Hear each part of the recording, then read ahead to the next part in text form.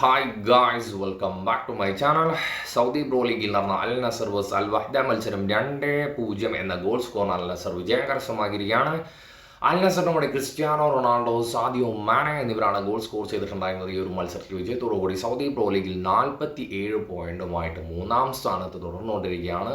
അൽ നസറിനെ സംബന്ധിച്ചിടത്തോളം ഈ ഒരു സീസൺ ടൈറ്റിൽ വിൻ ചെയ്യുക എന്നുള്ളത് വളരെ വളരെ ഡിഫിക്കൽട്ടായിട്ടുള്ളൊരു കാര്യമാണ്. ഒന്നാം സ്ഥാനത്ത് അൽ ഇത്തിഹാദും രണ്ടാം സ്ഥാനത്ത് അൽ ഹിലാലുമാണ് തുടർന്നുകൊണ്ടിരിക്കുന്നത്. അടുപ്പിച്ചൊരു 2-3 മാച്ച് തോറ്റ് കഴിഞ്ഞാൽ മാത്രം ഈ രണ്ട് ടീമും ഒരു ടീം മാത്രം തോറ്റിട്ട് കാര്യമില്ല.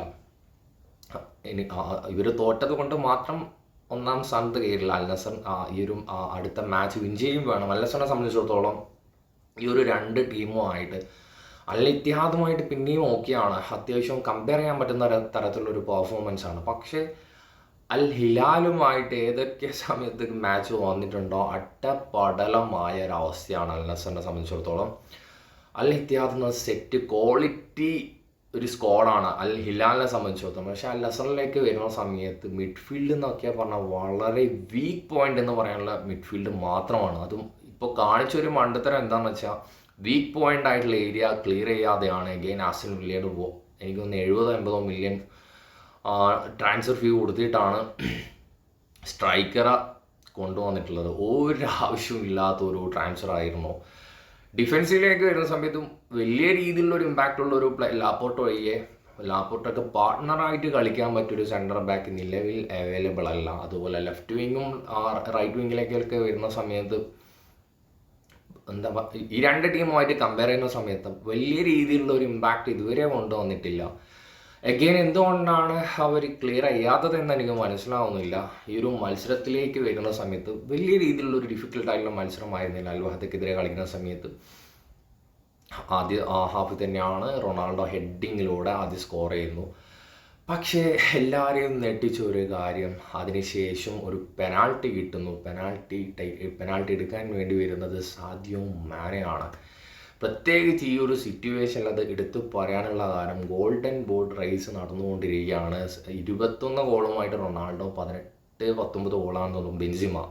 ഈ ഒരു സിറ്റുവേഷനിൽ മാനയ്ക്ക് പെനാൾട്ടി കൊടുത്തത് അത് വളരെയധികം എടുത്തു പറയേണ്ട കാര്യം തന്നെയാണ്. ഇതിനു മുന്നേ ഇങ്ങനെ ഒരു ഡിസിഷൻ എടുത്തത് ഞാൻ പേഴ്സണലി കണ്ടിട്ടുണ്ടായിരുന്നത് ബെൻസിമ റയൽ മാഡ്രിഡിൽ കളിക്കുന്ന സമയത്ത് വളരെ വളരെ ഫോം ഔട്ടായിട്ട് നിൽക്കുന്ന ഒരു സമയത്ത് ഫാൻസിൻ്റെ ഭാഗത്തു നിന്നൊക്കെ ട്രോളൊന്നും മാത്രമല്ല, ഈ എത്രയും പെട്ടെന്ന് മാഡ്രിഡ് വിട്ട് പോകണം എന്ന് ഉള്ള ഒരു ബാനറും കാര്യങ്ങളൊക്കെ ബെൻസിമ ഏതൊക്കെ സമയത്ത് ബോൾ ടച്ച് ചെയ്യുന്നുണ്ടോ ആ സമയത്തൊക്കെ വളരെ കൂവലും കാര്യങ്ങളൊക്കെയായിരുന്നു. ആ ഒരു സമയത്ത് ബെൻസിമേൻ്റെ കോൺഫിഡൻസ് ബിൽഡ് ചെയ്യാൻ വേണ്ടിയിട്ട് റൊണാൾഡോ കൊടുക്കുന്ന ആ ഒരു പെനാൾട്ടി, അതിനുശേഷം ഈ ഒരു സമയത്താണ് മാനവിഷ അത്രയും ഡൗൺ ആയിട്ടുള്ള ഒരു പെർഫോമൻസ് ഒന്നും ആയിരുന്നില്ല. പക്ഷേ ഇതെടുത്ത് പറയേണ്ട കാര്യം തന്നെയാണ്. അത് കണ്ടപ്പോൾ ശരിക്കും എക്സൈറ്റഡ് ആയിരുന്നു. അത്യാവശ്യം ഇപ്പോൾ മത്സരത്തിൽ പറഞ്ഞ പോലെ സ്റ്റാർട്ടിങ് തൊട്ട് എൻഡിങ് ഒരു വലിയ രീതിയിലൊരു ഇമ്പാക്റ്റ് ഒന്നും ഓപ്പോണൻറ്റിനെ സംബന്ധിച്ചിടത്തോളം ഒന്നും തന്നെ ചെയ്യാനുണ്ടായിരുന്നില്ല. എനിക്ക് തോന്നുന്നു 5-6 ഗോളൊക്കെ സ്കോർ ചെയ്യായിരുന്നു. പക്ഷേ വലിയ രീതിയിലുള്ള പ്രഷർ കൊടുത്തിട്ടുള്ള ഒരു പെർഫോമൻസ് ആയിരുന്നില്ല അൽ നസറിൻ്റെ ഭാഗത്തു നിന്നും കാണാൻ വേണ്ടി സാധിച്ചത്. 2 ഗോൾ സ്കോർ ചെയ്തു, അഗെയിൻ കൂളായിട്ട് കളിച്ചു. റൊണാൾഡോനെ സംബന്ധിച്ചിടത്തോളം ഈ ഒരു സീസൺ ഗോൾഡൻ ബൂട്ട് ഓൾമോസ്റ്റ് കിട്ടും എന്നുള്ള കാര്യം കൺഫേം ആണ്. പ്രത്യേകിച്ച് 3 ഗോളിൻ്റെ ഡിഫറൻസ് ഉണ്ട്. പക്ഷേ അഗെയിൻ ഇനി ബെൻസിമ ഹാട്രിക്കൊക്കെ അടിച്ചിട്ട് തിരിച്ചു വന്നു കഴിഞ്ഞാൽ കുറച്ചുകൂടി ടൈറ്റ് ആവാനുള്ള സാധ്യത വളരെ കൂടുതലാണ്. റൊണാൾഡോ കരിയറിൽ എടുത്ത ഏറ്റവും വലിയൊരു ബാഡ് ഡിസിഷൻ എന്താണെന്ന് എന്നോട് ചോദിച്ചാൽ എനിക്ക് പേഴ്സണലി പറയാനുള്ളത് റയൽ മാഡ്രിഡ് വിട്ടു പോയത് തന്നെയാണ് എന്നാണ്. റയൽ മാഡ്രിഡിൽ തുടർന്ന് കളിക്കുകയാണെങ്കിൽ സ്റ്റിൽ മോഡ്രിച്ച് 39ാമത്തെ വയസ്സിലും, ഞാനിത് എടുത്ത് പറയാനുള്ള കാരണം റൊണാൾഡോ ആ സമയം തൊട്ട് ഈ സമയം വരെ ആ ഒരു ഫോം മെയിൻറ്റെയിൻ ചെയ്ത് കൊണ്ടുപോകുന്ന ഒരു പ്ലെയറാണ്. അപ്പോൾ ആ ഒരു സമയത്ത് വെറും സാലറീൻ്റെ ഓരോ പ്രോബ്ലം കൊണ്ട് മാത്രമാണ് റൊണാൾഡോ വളരെ വളരെ ബാഡായിട്ടുള്ള ഡിസിഷൻ യുവൻറ്റസിലേക്ക് മൂവ് ചെയ്തു. യുവൻറ്റസിലേക്ക് മൂവ് ചെയ്തിട്ട് യുവൻറ്റസിൽ നല്ല രീതിയിൽ ഇമ്പാക്റ്റ് ഉണ്ടാക്കി, നല്ല അവിടെ പോയിട്ടും ടോപ്പ് സ്കോററായി. പക്ഷേ ചാമ്പ്യൻസ് ലീഗ് എന്നുള്ള ഒരു സംഭവം കിട്ടിയിട്ടുണ്ടായിരുന്നില്ല. അതിനുശേഷം യുണൈറ്റഡിലേക്ക് വന്നതാണ്. അതിനേക്കാൾ വലിയൊരു ദുരന്തം ആയി എന്നെനിക്ക് പറയാം. അത് വന്ന ഒരു സമയത്ത് ഓക്കെ ആയിരുന്നു, പ്രശ്നമൊന്നുമില്ല. പക്ഷേ ടെൻ ഹാഗ് എന്ന ഒരു മാൻഡ്രേക്ക് വന്നതോടുകൂടി എനിക്ക് തോന്നുന്നു റൊണാൾഡോ ഫാൻസ് എല്ലാവരും മറക്കാൻ ആഗ്രഹിക്കുന്ന ഒരു സീസൺ തന്നെ ആയിരിക്കും. കാരണം ലീഗിലും വളരെ പ്രഷറായിട്ടാണുള്ളത്. വലിയ രീതിയിലുള്ള അവസരങ്ങളൊന്നും കൊടുക്കുന്നില്ല. ടെൻ ഹാഗിൻ്റെ കയ്യിൽ വലിയ രീതിയിലുള്ള ഒരു അവസരങ്ങളും കാര്യങ്ങളും കൊടുക്കുന്നുണ്ടായിരുന്നില്ല. അതുപോലെ ടീമിലേക്ക് വരുന്ന സമയത്തും, പോർച്ചുഗീസ് ടീമിൽ വരുന്ന സമയത്തും എനിക്കൊന്ന് ഈ ഒരു യുവൻറ്റസിൽ പോകുന്ന സമയത്ത് എല്ലാ ടീമേഴ്സും വളരെയധികം സപ്പോർട്ടിങ് ആയിരുന്നു. ആ ഒരു കാര്യം എടുത്ത് പറയും. പൗളോ ഡിബാല റൊണാൾഡോ ആ ഒരു കോമ്പിനേഷൻ കിട്ടിയില്ല കളിയായിരുന്നു. ആ ഒരു സമയത്ത് ഒരു ഈഗോ പ്രശ്നം റൊണാൾഡോക്ക് ഉണ്ടായി. റൊണാൾഡോക്ക് എന്നല്ല, റൊണാൾഡോൻ്റെ ഒപ്പം കളിക്കുന്ന വേറൊരു പ്ലേയേഴ്സിനും അങ്ങനെ ഒരു പ്രശ്നമേ ഉണ്ടായിരുന്നില്ല. അതുകൊണ്ട് അവിടെ വലിയൊരു തലവേദന ഉണ്ടായിരുന്നില്ല റൊണാൾഡോ. പക്ഷേ യുണൈറ്റഡിലേക്ക് വന്നപ്പം ബ്രൂണോ ഫെർണാണ്ടസിൻ്റെ ആ ഒരു സീരിയസ്ലി എനിക്ക് മനസ്സിലാക്കാൻ പറ്റും, ബ്രൂണോ ഫെർണാണ്ടസിന് റൊണാൾഡോൻ്റെ ആ ഒരു ട്രാൻസ്ഫറിനോട് യാതൊരുവിധ താല്പര്യവും ഇല്ല എന്ന് തന്നെയാണ് എനിക്ക് പേഴ്സണലി. ബോഡി ലാംഗ്വേജിൽ നിന്നായാലും പെർഫോമൻസിലായാലും രണ്ട് റൊണാൾഡോ ആയാലും ബ്രൂണോ ആയാലും ഒരേ നാട്ടുകാരായിട്ട് പോലും യാതൊരു വിധത്തിലും കണക്ട് ചെയ്ത് കളിക്കാൻ പറ്റാത്ത ഒരുപാട് മാച്ചസ് ഉണ്ടായിരുന്നു. അതുപോലെ ആ ഒരു ഡിസിഷൻ ആണ് കരിയർ വളരെയധികം താഴത്തോട്ട് പോയത്. അതിനുശേഷം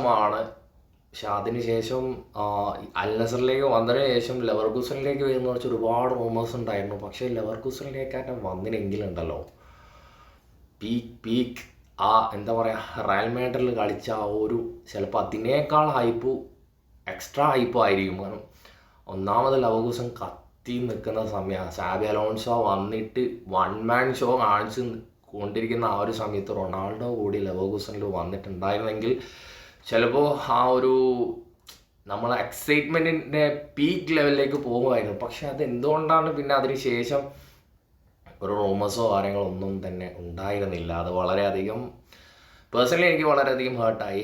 വെറുതെ ഒരു റൂമേഴ്സ് എന്നൊക്കെ പറഞ്ഞാൽ ഓൾമോസ്റ്റ് എല്ലാവരും ഒരു 90% കൺഫേം ചെയ്ത് ലെവർകൂസനിലേക്ക് എന്തായാലും വരുമെന്ന്.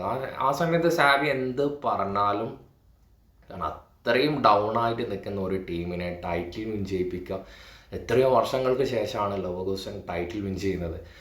അപ്പോൾ അങ്ങനെ ഒരു കോച്ച് എന്ത് പറഞ്ഞു കഴിഞ്ഞാലും ലെവർകൂസൻ മാനേജ്മെൻറ്റ് അക്സെപ്റ്റ് ചെയ്യും എന്ന് തന്നെയാണ് പേഴ്സണലി ഞാൻ വിശ്വസിക്കുന്നത്. ചിലപ്പോൾ സാബിക്ക് ഇൻട്രസ്റ്റ് ഇല്ലാത്തത് കൊണ്ടായിരിക്കാം അതിനുശേഷം വേറെ ഒരു റൂമേഴ്സോ കാര്യങ്ങളൊന്നും ഉണ്ടായിരുന്നില്ല. സ്റ്റിൽ നമുക്ക് റയൽ മാഡ്രിഡിലേക്ക് വരാം. ആ ഒരു സമയത്ത് റയൽ മാഡ്രിഡിൽ തന്നെ കളിക്കുവാണെങ്കിൽ എനിക്ക് തോന്നുന്നു മെസ്സിയേക്കാൾ അല്ലെങ്കിൽ മെസ്സിക്കൊപ്പം ബാലൻ ഡി ഓർ എന്നുള്ള ഒരു ഈക്വലായിട്ട് നിൽക്കുന്ന ഒരു തരത്തിലെത്തുമായിരുന്നു. അതിനുശേഷമാണ് ബെൻസിമ ബാലൻ ഡി ഓർ നേടിയത്. അതുപോലെ വിനീഷ്യസ് രണ്ടാം സ്ഥാനത്ത് വന്നത്. ഈ ഒരു സമയത്തൊക്കെ റൊണാൾഡോ അവിടെ ഉണ്ടെങ്കിൽ റൊണാൾഡോ തന്നെ ആയിരിക്കും. ആ ഒരു വലിയ ഈഗോ ക്ലാഷ് വരാനുള്ള സാധ്യത വളരെ കുറവാണ്. ബെൻസിമ ആയാലും മാക്സിമം സപ്പോർട്ട് ചെയ്ത് കളിക്കുന്ന പ്ലെയറാണ്. വിനീഷ്യസ് ആയാലും വളരെയധികം സപ്പോർട്ട് ചെയ്ത് കളിക്കുന്ന പ്ലെയറാണ്. ഇത്രയും നല്ലൊരു ടീം മാറ്റ്സിനെ കിട്ടുക എന്ന് പറയുന്നത് തന്നെ വളരെ ഡിഫിക്കൽട്ടായിട്ടുള്ളൊരു കാര്യമാണ്. അപ്പോൾ ഞാൻ മനസ്സിലാക്കിയെടുത്തോളം സാലറീൻ്റെ ഒരു ഇഷ്യൂ കൊണ്ടാണ് റൊണാൾഡോ റയൽ മാഡ്രിഡിൽ നിന്നും യുവൻറ്റസിലേക്ക് പോയത്. പക്ഷെ ഇപ്പം ഞാൻ ആലോചിക്കുന്നത് ആ സമയത്ത് യൂട്യൂബ് ചാനലൊക്കെ തുടങ്ങുകയാണെങ്കിൽ ഇപ്പോൾ കിട്ടുന്നതിൻ്റെ ഡബിൾ എക്സ്ട്രാ ഏർണിങ്സ് ആ ഒരു സമയത്ത് തന്നെ കിട്ടുമായിരുന്നു എന്ന് ഞാൻ പേഴ്സണലി ഇങ്ങനെ ചിന്തിക്കുമായിരുന്നു. അപ്പോൾ ഇതൊക്കെയാണ് ഈ ഒരു വീഡിയോയിൽ എനിക്ക് റൊണാൾഡോയെ കുറിച്ച് പറയാനുള്ളത്. സ്റ്റിൽ ഇനി യൂറോപ്പിലേക്ക് വരുമോ ഇല്ലയോ എന്നൊന്നും കൺഫേം ഉണ്ട് എന്നൊന്നും പറയാൻ കഴിയില്ല. ഇപ്പോൾ നിലവിൽ വലൻസിയ ക്ലബ്ബ് വാങ്ങുന്നു എന്നുള്ളൊരു റൂമേഴ്സ് വന്നുകൊണ്ടിരിക്കുകയാണ്. അത് ചിലപ്പം സംഭവിച്ചേക്കാം. അങ്ങനെ സംഭവിക്കുകയാണെങ്കിൽ അഗെയിൻ ലാലിഗയിലേക്ക് തിരിച്ചു വരുമായിരിക്കും. അറിഞ്ഞൂടാ, വരാനുള്ള സാധ്യത വളരെ കൂടുതലാണ്. ഇതൊക്കെ റൂമേഴ്സ് ഒന്നല്ല, ജസ്റ്റ് എൻ്റെ എക്സ്പെക്റ്റേഷൻ മാത്രമാണ്. ഇപ്പോൾ അതായത് സൗദി ഇവരും റൊണാൾഡോയും കൂടിയും പാർട്ണർഷിപ്പിലാണ് വാങ്ങിക്കുന്നത് എന്നുള്ള റൂമേഴ്സാണ് സ്റ്റിൽ വന്നുകൊണ്ടിരിക്കുന്നത്. എന്തായാലും വരും ദിവസങ്ങളിൽ അതിൻ്റെ അപ്ഡേഷൻ വരുന്നതായിരിക്കും. അപ്പോൾ ഗൈസ്, നെക്സ്റ്റ് വീഡിയോയുമായി വീണ്ടും കാണാം.